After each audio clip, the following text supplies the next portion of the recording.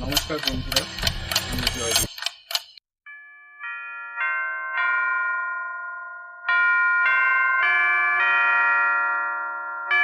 নমস্কার। এখন স্টোরি টাইমে মনের মতো গল্প শোনার জন্য আপনাকে স্বাগত জানাই। আমি আপনাদের বন্ধু জয়দীপ। আমাদের সফরের সঙ্গী হতে চ্যানেলটিকে সাবস্ক্রাইব করে পাশে থাকা নোটিফিকেশন বাটনটি অন করে দিন। বলসোভার স্কোয়ারের 109 নম্বর বাড়ির ওই ঘরটা সব সময় বন্ধ থাকে কেন? কি রহস্য লুকিয়ে আছে সেই বন্ধ ঘরের মধ্যে? এমিলিয়া কি কোনোদিন পারবে সেই রহস্য বের করতে? শুনুন খ্যাতনামা ইংরেজ লেখক এলিয়ট ও ডোনেলের লেখা গল্প অবলম্বনে এখন স্টোরি টাইমের নিবেদন বন্ধ ঘরের অন্ধকারে। আমাদের গল্প আপনাদের ভালো লাগলে অবশ্যই গল্পটিকে লাইক এবং শেয়ার করতে ভুলবেন না। তাহলে শুরু করা যাক আজকের গল্প।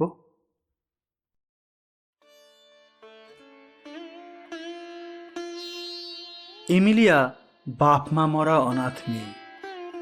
বাড়িতে দিনভর খাটার পরেও মিসেস বিশপ মোটেও তার সঙ্গে ভালো ব্যবহার করেন না।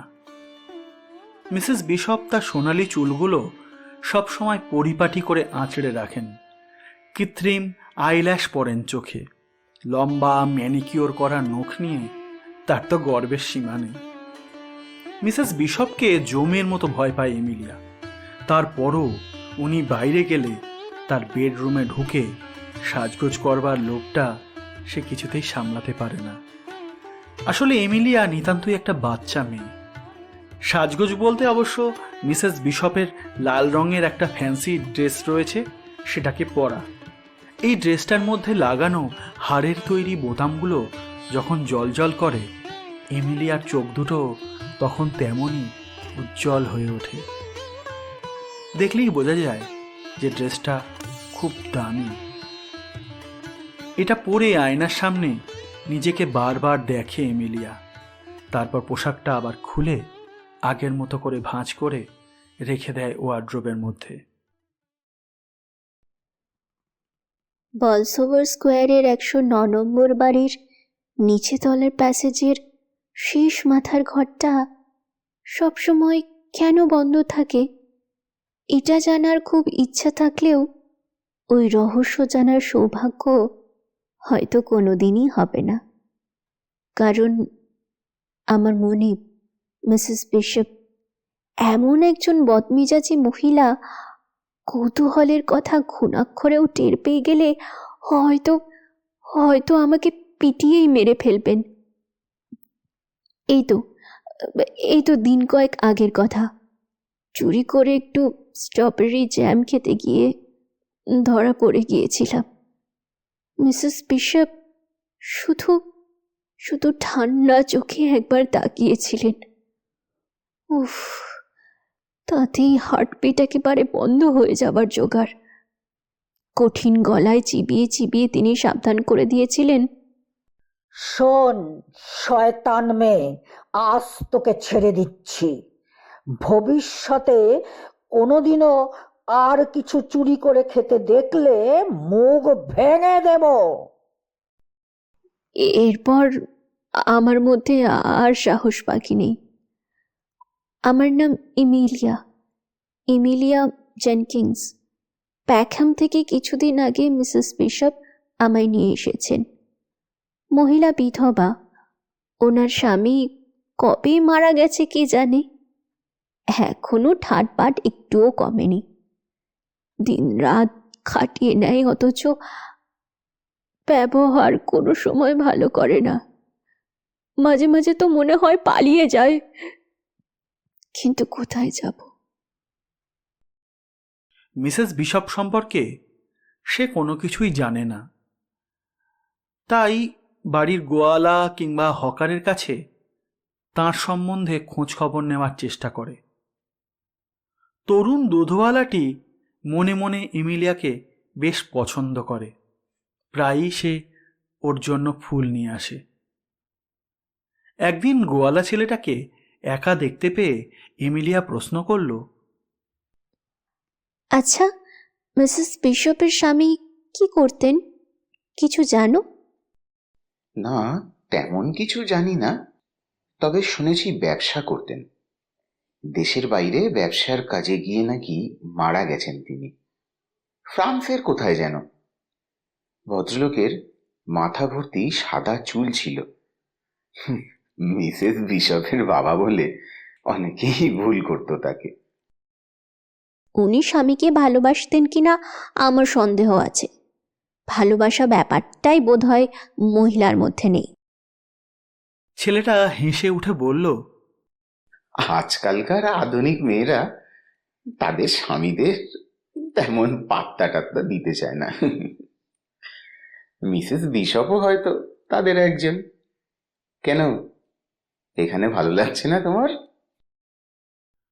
এমিলিয়া করুণ মুখ করে জবাব দিল, না, বাইরের জগতের চেয়েও খারাপ, তাই কোথায় আর যাব, যাবার সাহসই পায় না। দুধওয়ালা ছেলেটা পরামর্শের সুরে এমিলিয়াকে বলল, তাহলে এখানেই থেকে যাও, অন্তত ভালো কোথাও চলে যাওয়ার সুযোগ না পাওয়া পর্যন্ত।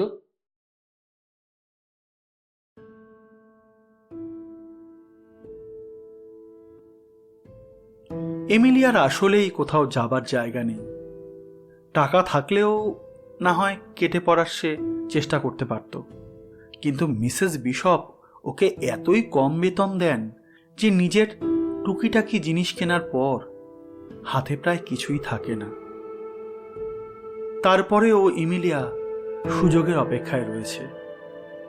হাতে কিছু টাকা এলেই এখান থেকে সে চলে যাবে। এমিলিয়ার বিশ্বাস মিসেস বিশপ ওই বন্ধ ঘরটার মধ্যে তার টাকা পয়সা লুকিয়ে রাখেন। একদিন তো সে একটা অদ্ভুত স্বপ্নও দেখে ফেলল ঘরটাকে নিয়ে। দেখল মিসেস বিশপ ড্রয়িং রুমের ফায়ারপ্লেসের ডান পাশে রাখা একটা সিন্দুক থেকে একজোড়া চাবি নিয়ে শটান ঢুকে পড়ল সেই বন্ধ অন্ধকার ঘরটায়। তার পিছু পিছু গিয়েছিল এমিলিয়া, কিন্তু সে ভেতরে যাবার আগেই দরজাটা বন্ধ করে দিলেন মিসেস বিশপ। দরজা বন্ধ হবার আগে সে শুধু দেখতে পেল ঘরের মাঝখানে বড় একটা পালঙ্ক। বাইরে দাঁড়িয়ে এমিলিয়া শুনতে পেল ভেতরে পয়সা গোনার টুংটাং শব্দ হচ্ছে। যা ভেবেছি তাই, ওই ঘরে টাকা লুকিয়ে রেখেছেন মিসেস বিশপ। সে ভিতরের দৃশ্যগুলো দেখার জন্য চোখ রাখল কি হোলের মধ্যে, আর সাথে সাথেই কি যেন একটা গরম জিনিস ঢুকে গেল তার চোখের চোখে। কি মধ্যে, হলো? ভয়ানক জ্বলতে লাগলো। ব্যথাটা এতটাই বাস্তব মনে হলো যে এমিলিয়ার ঘুম ভেঙে গেল। এতক্ষণ যে সে স্বপ্ন দেখছে এটাই ওর বিশ্বাস হতে চাইছিল না। বন্ধ ঘরটার রহস্য ভেদ করার আগ্রহ তার বেড়ে গেল আরো কয়েক গুণ। নিজের মনে মনেই সে বলল, ওখান থেকে কিছু টাকা যদি সরাতে পারি তাহলে সাথে সাথে এখান থেকে চলে যাব। লন্ডন বিরাট শহর, লুকোবার অনেক জায়গা আছে, পুলিশ খুঁজেও পাবে না। আর ধরা পড়লেই বাকি। এই নরকের চেয়ে তো জেলখানা নিশ্চয়ই খারাপ হবে না। সারাক্ষণ ওই মহিলার ধমকে ভয়ে সিটিয়ে থাকার চেয়ে চলে যাওয়া অনেক ভালো।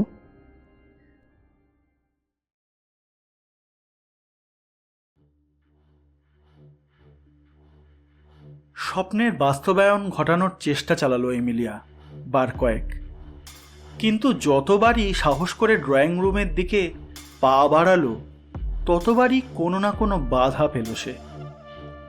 একবার হলঘর থেকে সে ড্রয়িং রুমে ঢুকবে ভাবছে, হঠাৎ মনে হলো মিসেস বিশপ ওর পিছু পিছু আসছেন।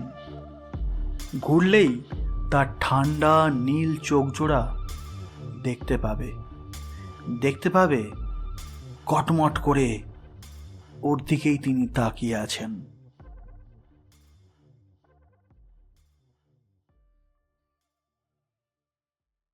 আরেকবার মাঝরাতে সে চুপি চুপি নেমে এসেছে নিচে। পায়ের একটা শব্দ পেল পেছনে। ঝট করে ঘুরল এমিলিয়া। না, কেউ নেই পেছনে। কিন্তু এত ভয় তার লেগে গেল যে দৌড়ে সে ঢুকে গেল নিজের ঘরে। তারপর নিচতলায় নামার আর সাহসই পেল না।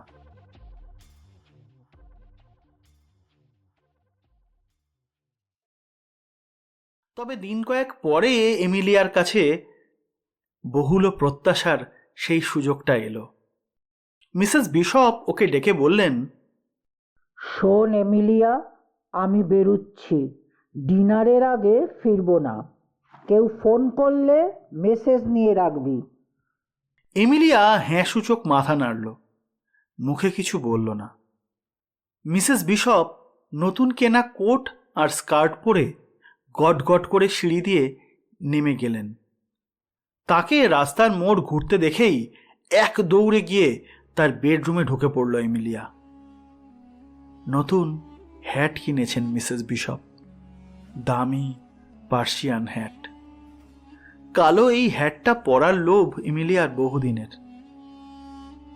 কালো হ্যাটটাকে দেখার পর থেকেই এমিলিয়ার মধ্যে এটাকে পরার জন্য খুব লোভ এসেছিল।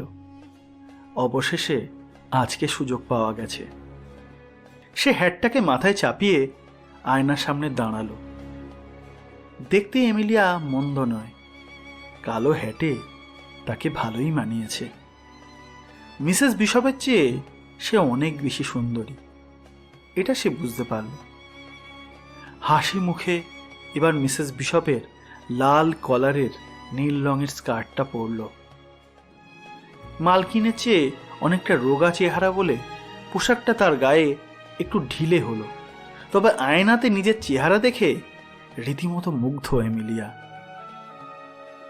ড্রেসিং টেবিলে থরে থরে সাজানো দামি সব লিপস্টিক আর নেল পালিশ, ওগুলো ব্যবহার করার লোভ এমিলিয়া সামলাতে পারল না। মিসেস বিশপের ফরাসি হাই হিলটাও পায়ে গলালো। তারপর মুচকি হেসে আবার দাঁড়ালো আয়নার সামনে। নিজেকে বারবার দেখেও আঁশ মেটে না এমিলিয়ার। এখন এমিলিয়াকে দেখলে কে বলবে ও এই বাড়ির কাজের লোক, চাকরানি? মালকিনের চেয়ে 100 গুণ সুন্দর লাগছে ওকে। আয়নায় ঘুরিয়ে ফিরিয়ে নিজেকে দেখছিল এমিলিয়া। এমন সময় বেজে উঠল ফোন। এমিলিয়া আতঙ্কিত হয়ে উঠল। এক টানে হ্যাটটা ছুঁড়ে ফেলে দিয়ে পাগলের মতো জামা কাপড় খুলতে লাগলো। ওদিকে ফোনটা বেজেই চলেছে। এমিলিয়া প্রায় অর্ধনগ্ন অবস্থায় গিয়ে ফোনটাকে ধরল। মেসেজ রাখার পর শান্ত হলো সে। তারপর আস্তে আস্তে পোশাকগুলো ভাঁজ করে আগের জায়গায় পরিপাটি অবস্থায় রেখে দিল। ওর বুকটা এখনো ধুকপুক করছে। এমিলিয়া মনে মনে ঠিক করলো এখনই সে একবার ড্রয়িং রুমটাতে অভিযান চালাবে। বাড়িতে আজ কেউ নেই, তারপরেও এমিলিয়া অভ্যাসবশত চারপাশে চোখ বুলিয়ে নিল। এখনো ওর যেন মনে হচ্ছে কেউ ওকে গোপনে দেখছে। অথচ মিসেস বিশপকে সে নিজের চোখেই চলে যেতে দেখেছে। আচ্ছা, মিসেস বিশপ চুপি চুপি আবার ফিরে আসেননি তো? সন্দেহমুক্ত হবার জন্যে এমিলিয়া ড্রয়িং রুমের দরজাটায় বার 2 নক করল। কোনো সাড়া নেই। সাহস করে এবার সে দরজাটা খুলল, পা রাখল ভেতরে। খোলা জানলা দিয়ে সূর্যের আলো এসে পড়ছিল ঘরটার মধ্যে। ঘরটা সেই সূর্যের আলোতে ঝকঝক করছিল। এমিলিয়ার ভয় ততক্ষণে অনেকটাই কেটে গেছে। তাড়াতাড়ি করে সে ফায়ার প্লেসের দিকে পা চালালো। সিন্দুকটায় তালা মারা নেই। ডালা খুলতেই একটা চাবি চোখে পড়ল। স্বপ্নে দেখা সব ঘটনা বাস্তবে ঘটে চলেছে। এমিলিয়া মনে মনে বলল, ইস, ওই বন্ধ করে যদি সত্যিই টাকা থাকে তাহলে তাহলে নিয়ে এক্ষুনি কেটে পড়বো। আমি এবার স্বাধীন। ও ভগবান, এবার আমি স্বাধীন এবং ধনী। উত্তেজনায় কাঁপতে কাঁপতে এমিলিয়া প্যাসেজের শেষ মাথায় সেই বন্ধ ঘরটার দিকে দৌড় দিল। দরজাটায় তালা মারা। চাবিটাকে তালার গর্তে ঢুকিয়ে মোচড় দিতেই এমিলিয়ার চোখটা আনন্দে ভরে গেল। ঘরের দরজা খুলে গেছে। ঘরের মাঝখানে ওর স্বপ্নে দেখা সেই পালঙ্কটা সত্যিই রয়েছে। এক কোণায় একটা আয়রন সেফ, এছাড়া আসবাব বলতে খান কয়েক চেয়ার আর একটা আয়না। আয়নাটার দিকে মুগ্ধ চোখে তাকালো এমিলিয়া। আয়না ওকে সবসময় অভিভূত করে তোলে। আয়নার সামনে ঘন্টার পর ঘন্টা দাঁড়িয়ে থেকে নিজের প্রতিবিম্ব দেখতে এমিলিয়ার কোনো ক্লান্তি নেই। কল্পনায় তো প্রায়ই ও নিজেকে ফিল্মের নায়িকা ভাবে। ও ভাবে ওর যদি অনেক টাকা থাকতো তাহলে দামি দামি ড্রেস কিনে সাজগোজ করত। ও জানে ফিল্মের নায়িকাদের চেয়ে কোনো অংশেই ওকে খারাপ দেখাবে না। ঘরের এই আয়নাটার দিকেও এমিলিয়া তাকিয়ে রইল মুগ্ধ দৃষ্টিতে। পালঙ্কের পরিষ্কার প্রতিচ্ছবি পড়েছে আয়নায়। হঠাৎ এমিলিয়া অবাক হয়ে দেখল সাদা চুল, সাদা গোঁফের এক বুড়ো শুয়ে রয়েছে বিছানায়, ঘুমোচ্ছে।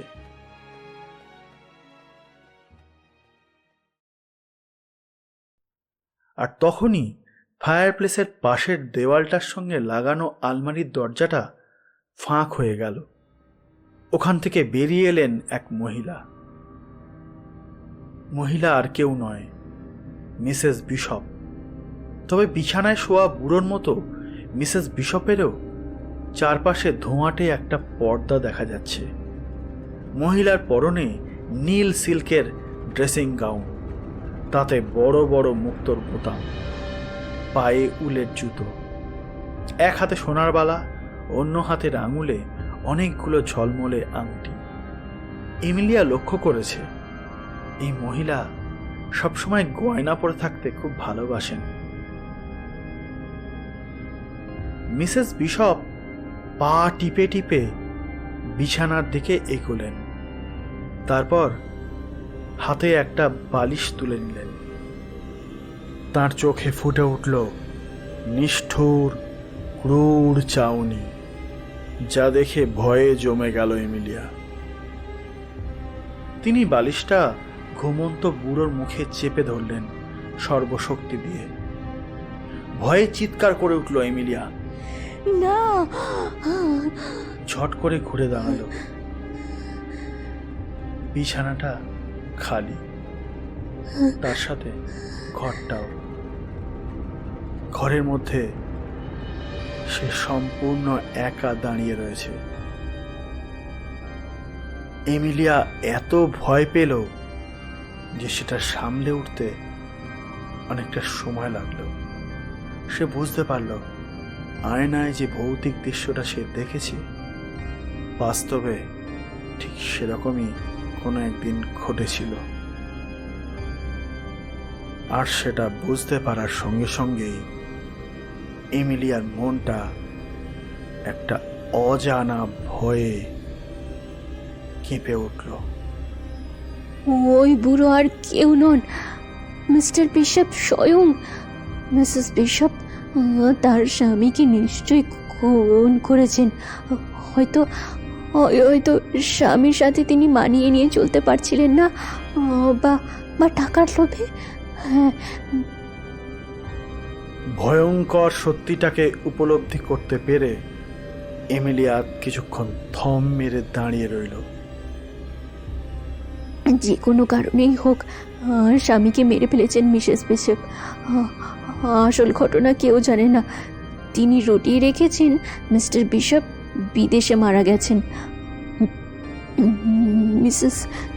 মিসেস বিশপ তাহলে খুনি? এই জন্যই বড় বড় নীল চোখের ঠান্ডা দৃষ্টি আমার বুকে এরকম কাঁপন ধরিয়ে দেয়। এখন আমি কি করব?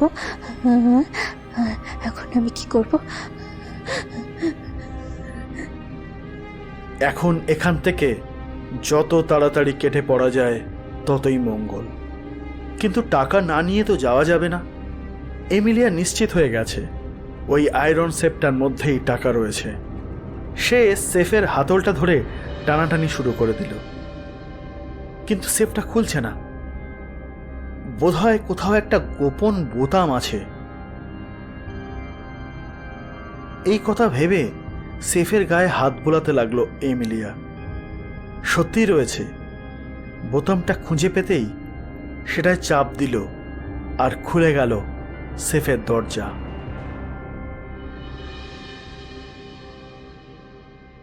এমিলিয়া ভেতরে তাকিয়ে হাঁ হয়ে গেল। সোনা, ড্রয়ারগুলো সোনার মুদ্রা, সোনার চুড়ি, আংটি, ব্রেসলেট আর নেকলেসে বোঝাই। মিসেস বিশপ কেন যে ঘরটা সবসময় বন্ধ রাখেন সেই রহস্য এইবার জানা গেল। তিনি শুধু খুনি নন, চোরও। স্বামীকে খুন করে তার সমস্ত সোনা দানা হাতিয়ে নিয়েছেন তিনি। এমিলিয়া নিজের মনেই বিড়বিড় করে বলল, বুঝেছি, এই ঘর সবসময় বন্ধ রাখেন যাতে কেউ জানতে না পারে এখানে এখন কি আছে। আমি এখান থেকে কিছু গয়না সরিয়ে ফেলবো। এগুলো পরলে আমাকে নিশ্চয়ই খুব সুন্দর দেখাবে। উত্তেজনার চোটে এমিলিয়ার ভয়টা চলে গেছে। সে দ্রুত কয়েকটা চুড়ি আর ব্রেসলেট পরে নিল হাতে। গলায় পড়ল নেকলেস। সোনার গয়নায় নিজেকে রীতিমতো মুড়ে নিয়ে সে আয়নার সামনে হাসি মুখে এসে দাঁড়ালো। আর সাথে সাথেই তার মুখ থেকে হাসিটা মুছে গেল। দৃষ্টিতে ফুটে উঠল নির্জলা আতঙ্ক। এমিলিয়া আয়নায় দেখতে পেল দরজাটা ঠেলে ভেতরে ঢুকছেন স্বয়ং মিসেস বিশপ। তার হাতে লম্বা এক টুকরো তার, মুখটা ইস্পাতের মতো কঠিন, চাউনিটা শীতল এবং ক্রূর। কিছুক্ষণ আগেই অবিকল এই চেহারার ভৌতিক মিসেস বিশপকে সে আয়নায় দেখেছে। মিসেস বিশপ ঘরে ঢুকে স্বভাবসুলভ ঠান্ডা শান্ত গলায় চিবিয়ে চিবিয়ে বললেন, শেষ পর্যন্ত ধরা পড়ে গেছিস তুই। শোন এমিলিয়া, আমার গোপন ব্যাপারগুলো তুই দেখে ফেলেছিস। আমার গয়নাও পরে আছিস দেখছি। এদিকে আয় হারামজাদি। মিসেস বিশপের নীল চোখে কি যে একটা সম্মোহনী জাদু আছে কে জানে। এমিলিয়া পায়ে পায়ে তার দিকে এগিয়ে গেল, যেন একটা বিষধর সাপ তার শিকারকে সম্মোহন করে নিজের দিকে টেনে আনছে। এমিলিয়ার শরীরের সমস্ত শক্তি কে যেন শুষে নিয়েছে। প্রতিবাদ বা প্রতিরোধ করার ভাষা এবং শক্তিও সে হারিয়ে ফেলেছে। নীরবে সে তার ম্যাডামের আদেশ পালন করল। সামনে এসে দাঁড়ালো মিসেস বিশপের। মিসেস বিশপ আদেশ করলেন, হাঁটু গেড়ে বস। এমিলিয়া কোনো রকম প্রতিবাদ ছাড়াই হাঁটু গেড়ে বসে পড়ল। তার চোখ স্থির হয়ে আছে মিসেস বিশপের ধবধবে সাদা হাত আর টকটকে লাল ড্রেসের উপর। সাবধানে দরজাটা বন্ধ করলেন মিসেস বিশপ। তারপর ঘুরে দাঁড়ালেন। হাতের তারটা নিয়ে এমিলিয়াকে দেখালেন। চিনিস এটা কি? এটা এবার তোর গলায় বাঁধবো আমি। এমিলিয়া মাথা নাড়ল, কথা বলতে চাইল, কিন্তু তার গলা ততক্ষণে শুকিয়ে কাঠ হয়ে গেছে। একটা শব্দও বেরোল না। মিসেস বিশপ বললেন, এটা এবার তোর গলায় বাঁধবো আমি। মিসেস বিশপ এই কথা বলতে বলতে অত্যন্ত যত্নের সাথে এমিলিয়ার ঘাড় এবং গলায় তারটাকে পেঁচিয়ে ধরলেন। লম্বা সরু সাদা আঙুল দিয়ে সেই ফাঁসটাকে তিনি শক্ত করে টানতে লাগলেন। তোর আরো জোরে। বাবা মা নেই, আরো জোরে। বন্ধু বান্ধব নেই, নিরুদ্দেশ হয়ে গেলেও কেউ তোর খোঁজ নিতে আসবে না। কাজেই এমিলিয়ার সামনে থেকে পৃথিবীটা ধীরে ধীরে আবছা হতে হতে অন্ধকারে মিলিয়ে গেল।